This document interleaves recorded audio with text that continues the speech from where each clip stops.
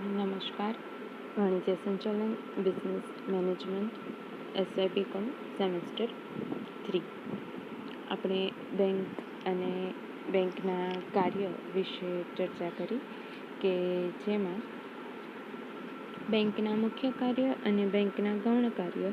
બેંકના મુખ્ય કાર્ય નાણાં ઉછીના એટલે કે થાપણો સ્વીકારવાનું, નાણાં ઉછીના ધિરાણ આપવાનું, નાણાંનું રોકાણ કરવાનું, આંતરબેન્કિંગ વ્યવહારો અને ગૌણ કાર્ય ગ્રાહકો વતી નાણાકીય લેવડ દેવડ, શાખપત્ર, ગ્રાહકની શાખ અંગેની માહિતી, હુંડિયામણ, demand draft, travellers cheque, safe deposit vault, બાહેંધરી દલાલ તરીકેની સેવાઓ જોઈ.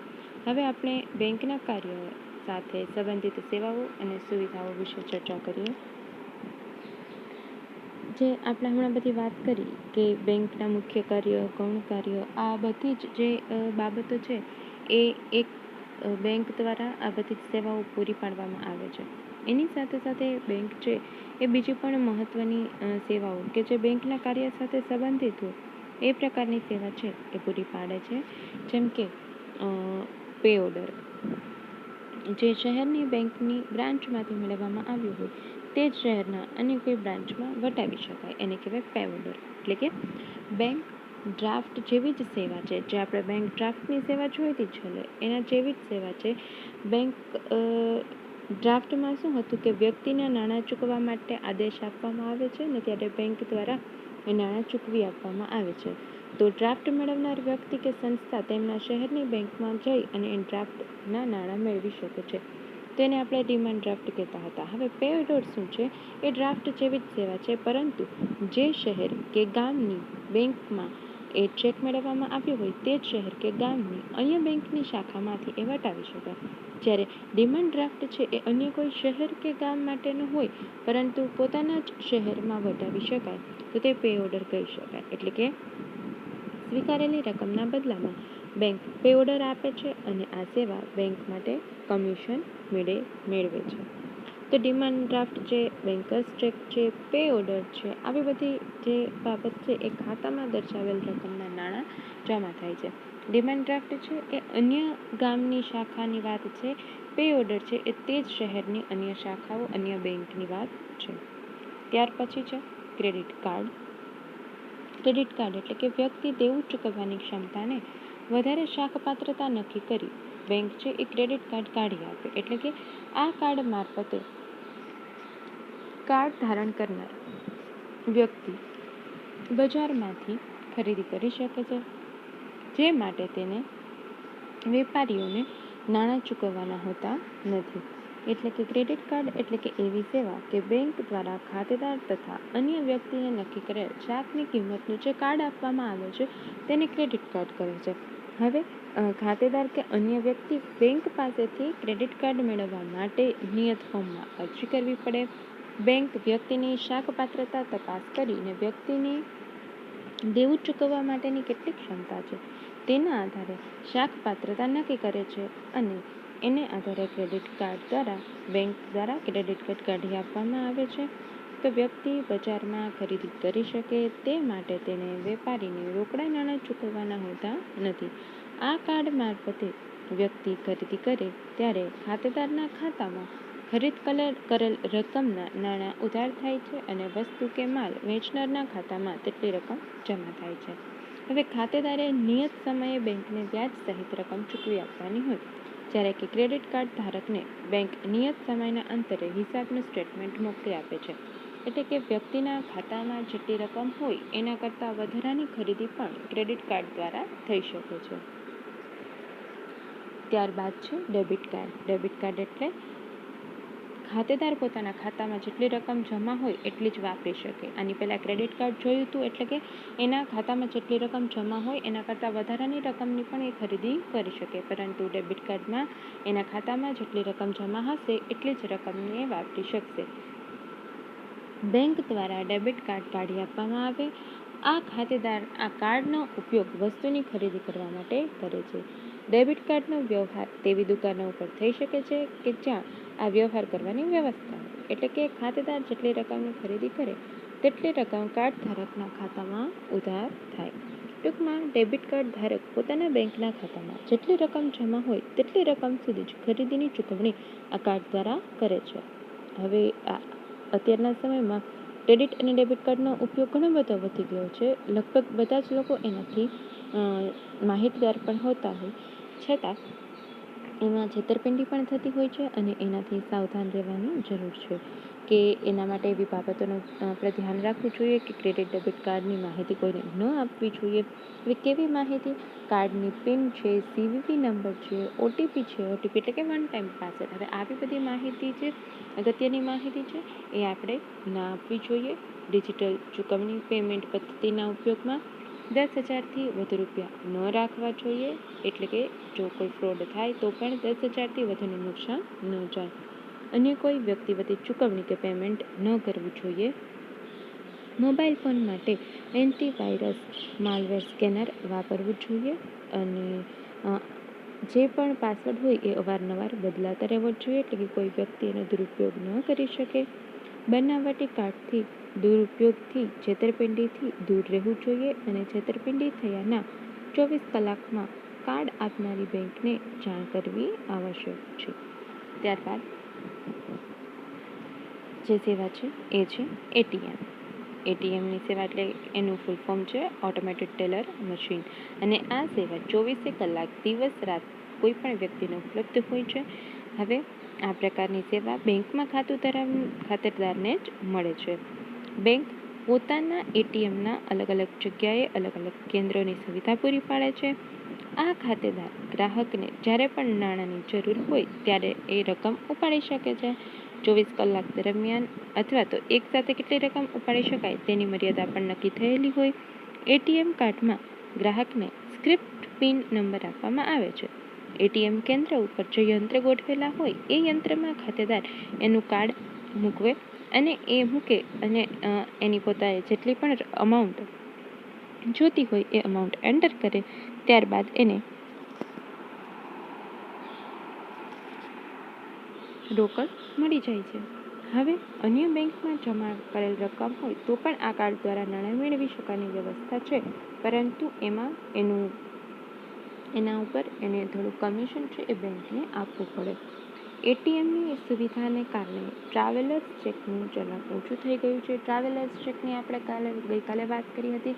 ટ્રાવેલર્સ ચેક એ એક પ્રકારનો ચેક છે કે જેના દ્વારા જે મુસાફરો છે એને મુસાફરી કરતી વખતે રોકડ સાથે લઈ જવાની જરૂર રહેતી નથી.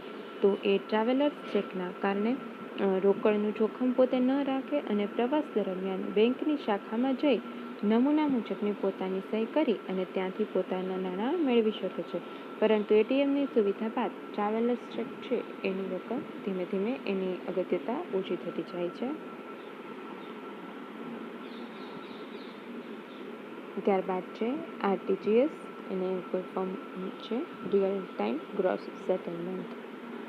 હવે real time gross settlement RTGS પદ્ધતિમાં ખાતેદારની ભારતની કોઈ પણ બેંકમાંથી અન્ય કોઈ પણ બેંકમાં અન્ય ખાતેદારના ખાતામાં રકમ જમા કરાવવામાં આવે છે. જોકે આ બેંકો RTGSનું પદ ધરાવતી હોવી જોઈએ. સરળ શબ્દમાં કહીએ તો RTGSનો જે પણ વ્યક્તિ હોય એ બેંકનો સભ્ય હોય. ભારતમાં RTGS સભ્ય ધરાવતી એવી કોઈ પણ બેંકમાં નાણાંની ફેરબદલી કરવાની પદ્ધતિ છે. એટલે કે એક બેંકમાંથી બીજી બેંકમાં અથવા તો કોઈ બાબતનું પેમેન્ટ કરવું હોય તો RTGS દ્વારા આ બાબત થઈ શકે. RTGS સભ્ય બેંક ભારતમાં એ કોઈ પણ બેંકમાં નાણાંની ફેરબદલી કરવાની પદ્ધતિ છે અને RTGS સભ્યપદ ધરાવતી બેંકની શાખાની ઓળખ IFSC કોડ દ્વારા થાય છે, એટલે કે ઇન્ડિયન ફાઇનાન્શિયલ સિસ્ટમ કોડ. તો હવે 2 લાખથી વધારે રકમ હોય તો પણ એ RTGSમાં ટ્રાન્સફર થઈ શકે છે. તો એ રિયલ ટાઈમ એટલે કે એ જ સમયે સેટલમેન્ટ થઈ જાય એવો પ્રકારનો વ્યવહાર છે.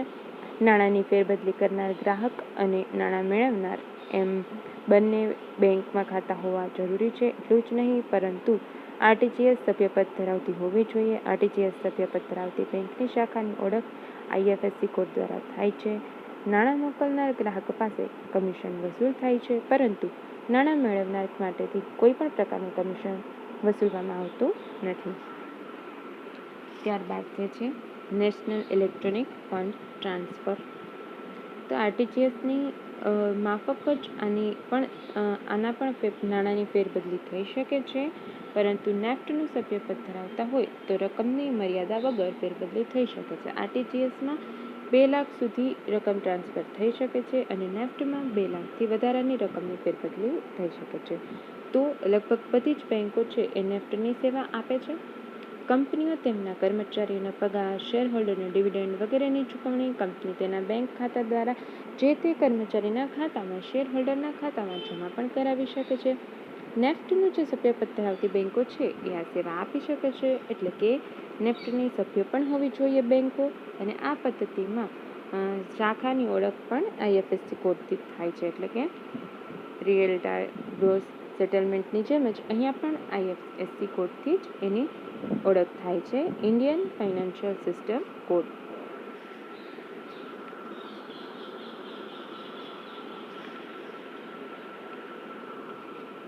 તો હવે પછી આપણે કોર બેન્કિંગ, ઈ બેન્કિંગ અને મોબાઈલ બેન્કિંગની સેવાઓ વિશે વાત કરીએ.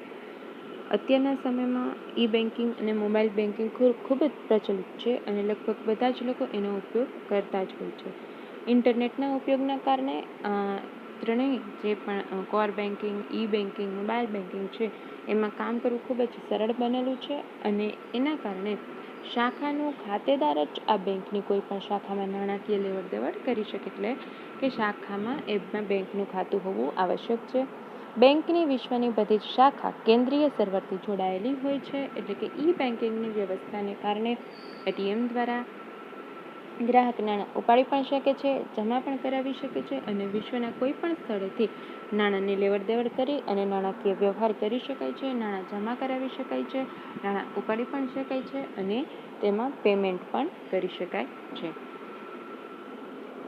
તો આને નેટવર્કને કમ્પ્યુટરનું જોડાણ આવશ્યક હોય છે. આવા કમ્પ્યુટરને સર્વર તરીકે જાણવામાં આવે છે. તો હવે એ સર્વર જે કહેવામાં આવતું હોય એમાં બેંકના નાણાકીય અને બિન નાણાકીય બધા જ વ્યવહારો ઇન્ટરનેટ મારફત જોડાયેલા હોય છે. તો હવે કમ્પ્યુટર સર્વર સાથે જોડાયેલા હોય છે તો એના માટે બેંકની ઈ ગેલેરી, ઈ કોર્નર જેવી વ્યવસ્થા રાખવી પડે. એટલે કે કોર બેન્કિંગ, ઈ બેન્કિંગ, મોબાઈલ બેન્કિંગનો ઉપયોગ કરવા ગ્રાહકો વ્યવસ્થિત અને સરળતાથી પોતાના જે પણ કોઈ વ્યવહારો છે એ કરી શકે છે ઈ બેન્કિંગને લીધે.